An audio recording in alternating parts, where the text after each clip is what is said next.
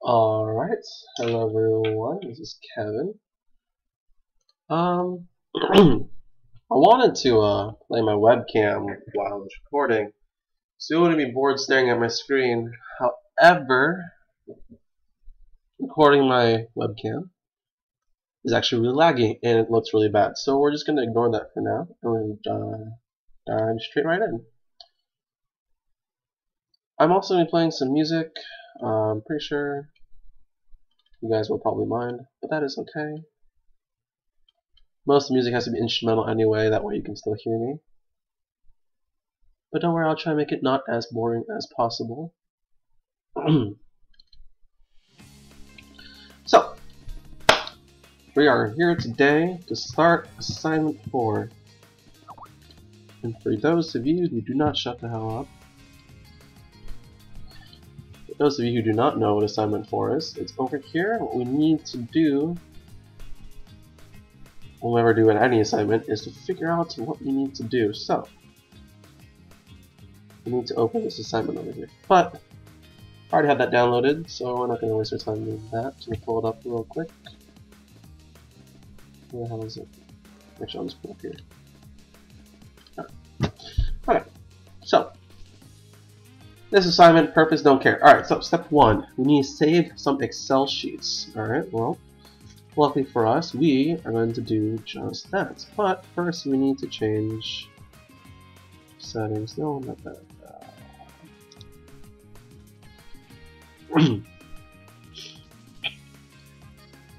Blah blah blah blah. Advanced settings. We can change these download section. Why? Because I do not want to feel like a new folder, and we'll name this class example. Okay. I like to do this as I download. It helps me organize a bit.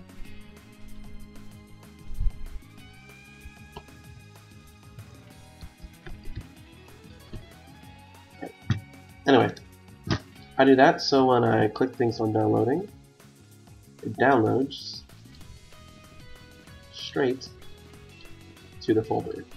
See? Desktop class example. So, I am being organized and being awesome. So, what is our first step? So, our first step is to save everything. We did step 1. We are 10% done in terms of steps. Amazing, I know. Step 2. I'll let you read. I assume that you guys are all able to read. I'm actually going to take this sheet and put it to my other screen. Now, if you guys don't use a secondary screen, I strongly urge you to use those screens. They are pretty awesome. Need to know how long I'm recording for. Okay, so step 2, we need to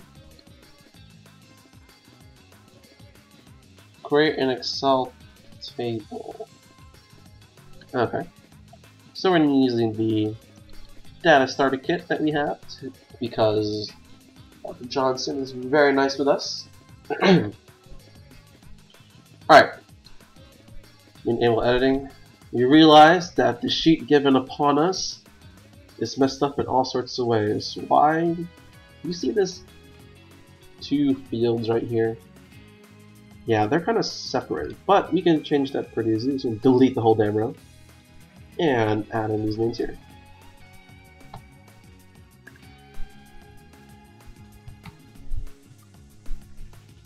Zoom was what? 1, 2, 13. Number of shares. Price per share on 11 first, I believe. And a dollar value. Cool. Now, because I am very OCD about these things, we split these out. Like so. Alright, now the first thing you may notice is price per share on January the 2nd. You may notice that none of these are currency. We can change that really quick. How do you ask? Well, we can go over here, press this fancy dollar sign, bam, done. Okay. So, we basically, step 2 basically says you need to fill this whole entire table for us. So, how do we do that? Well, for here, he says he wants the number of shares bought for $100,000. So, how do we go about doing that? Simple enough. We just do equals 100,000 divided by, divided by this field, and we press enter. Now this is not supposed to be currency, so we need to remove currency. How do we go to format cells? We just want it to be general number, no less. So it's a general number. It's pretty cool.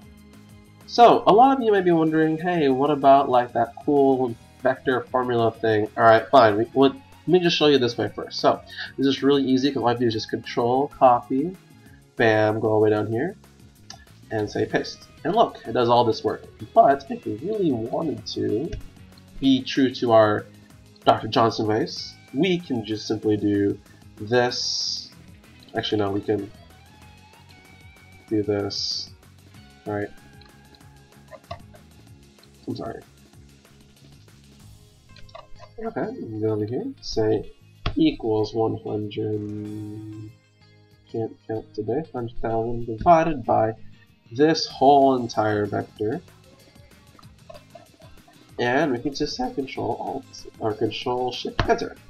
And guess what? It does the same exact thing. Now, whether you do one way or the other really doesn't matter to me. I say it's fine just the way it is. So there you go. Now we have to fill in this. Oh no, we have to figure out the price per share for each thing. What do we do? Do we need to go to Yahoo Finance and find this answer ourselves? Actually, we don't. You see, the second Excel sheet that we have actually shows us all these dates. Isn't that amazing? I don't know if this matters or not to any of you guys, so I'm just gonna quickly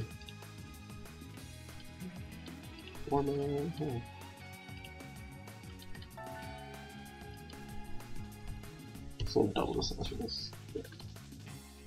That didn't help.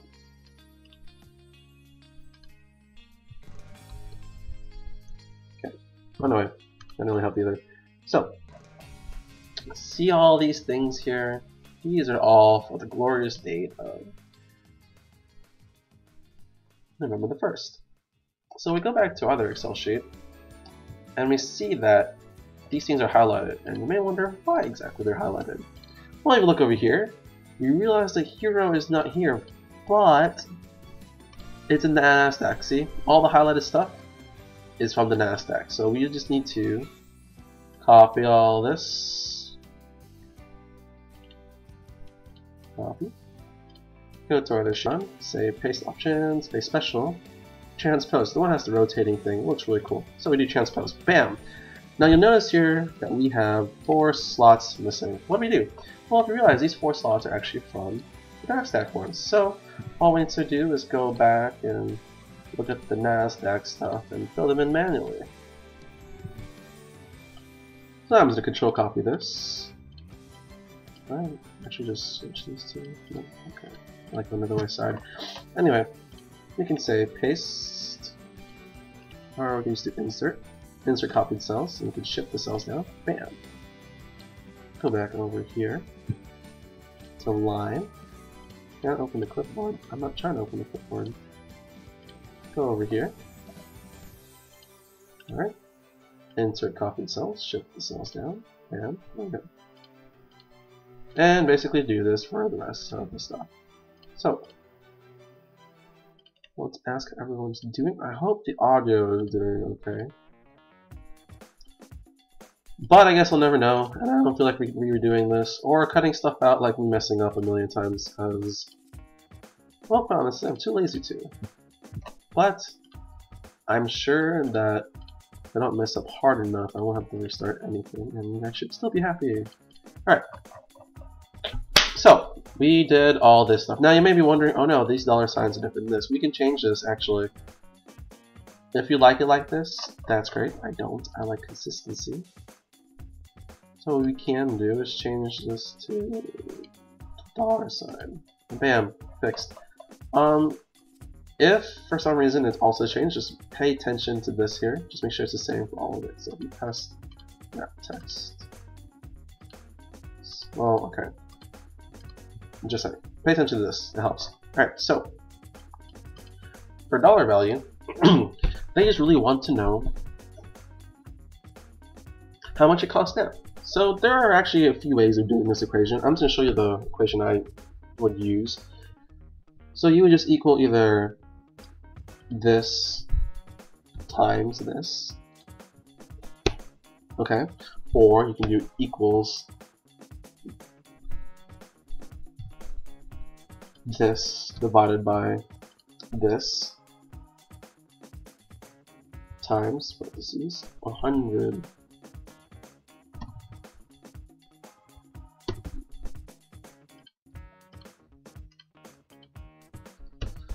I'll just actually show that they're relatively equal. So equals this divided by this times 100,000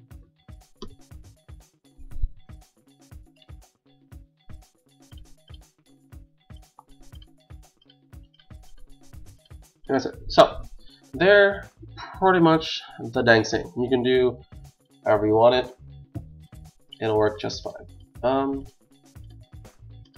So I don't know how you guys want to do it. I'm just going to do it this way because I'm too lazy to copy the other one.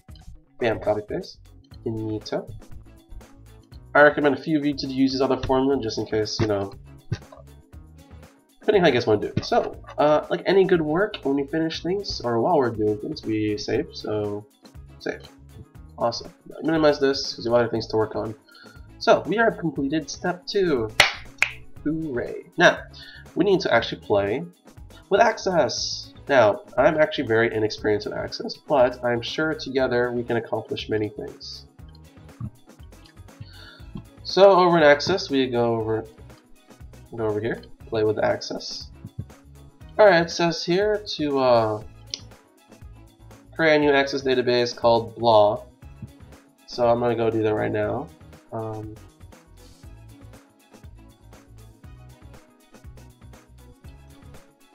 I guess we need to create something.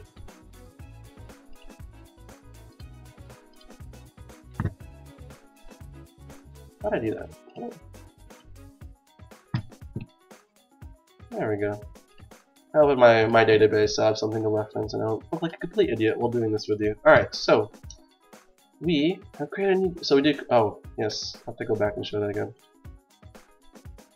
Just in case. So we open Access. Over here, create a blank database. Don't click that.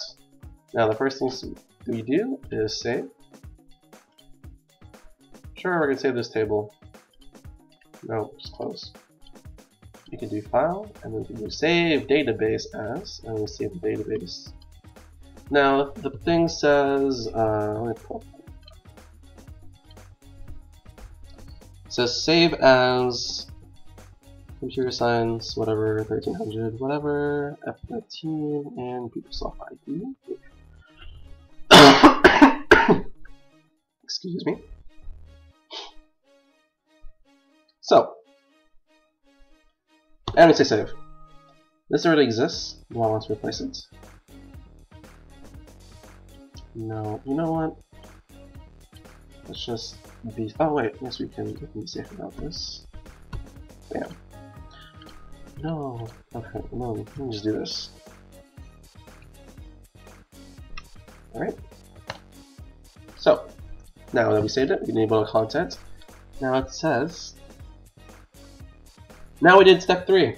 We are flying 30% of the way done, and we're gonna make step 4 right now. So, step 4 says to import your stock data into your new database as a table with the name stock_data. So we're going to go to external data, Excel. We're going to go to import blah blah blah. Alright, cool. Browse. Now we're going to try to find the file using our super style of organization. Where is it? Class example. Correct. Okay. Now we use the start data, and we can actually use this over here. Just make sure I have the right data going on. Yep, this is the one we're working on. Okay. Open. Okay. Now, you only need to use sheet 1, so say next. Okay, that's fine with me.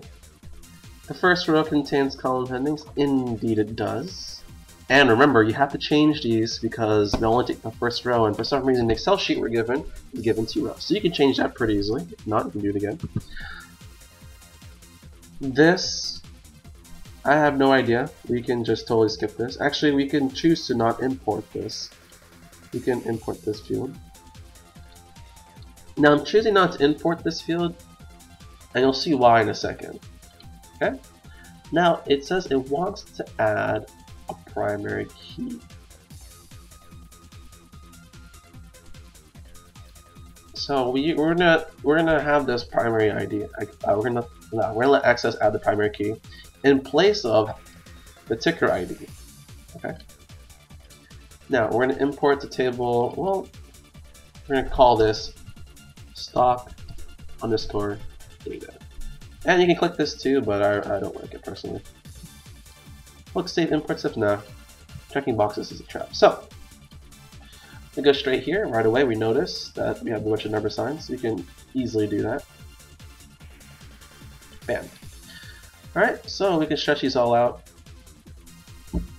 to make sure that these are all correctly spaced around.